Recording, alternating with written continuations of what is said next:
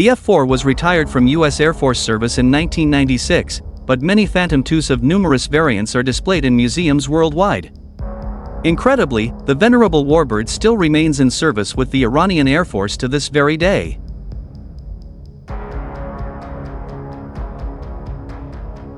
The plane was officially known as the McDonnell Douglas F-4 Phantom II.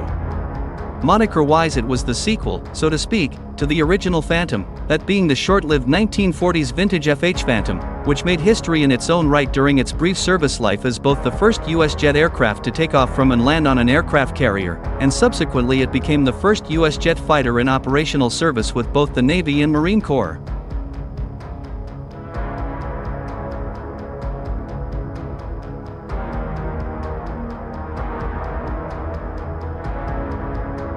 First conceptualized in the mid-1950s to meet the Navy's need for an all-weather fleet defense interceptor, the Phantom II made her maiden flight on May 27, 1958 and was officially adopted by the Navy in 1961, with the Air Force and Marine Corps following suit shortly thereafter.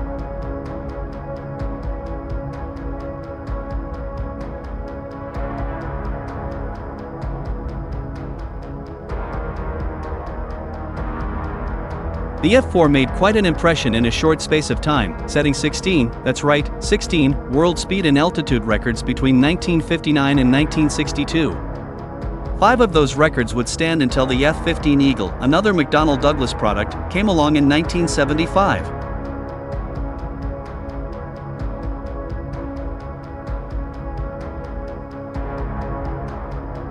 The Phantom Redux, yes, I just made that phrase up on the spot, top speed of Mach 2.23, 1711 mph/2753 kmh, is even more impressive in light of the huge size of the warbird, a max takeoff weight of 60,000 pounds, 215 kilograms, a length of 63 feet, 19.2 meters, a wingspan of 37 feet 5 inches, 11.7 meters, and a height of 16 feet 5 inches, 5 meters.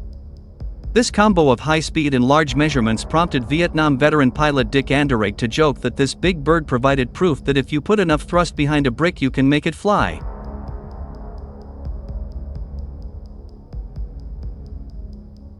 Of course, the Phantom II wasn't born to race, but rather to fight, and with the specter of Vietnam looming just around the corner from her official adoption by the U.S. Armed Forces, she'd soon see more than her fair share of combat action, and then some.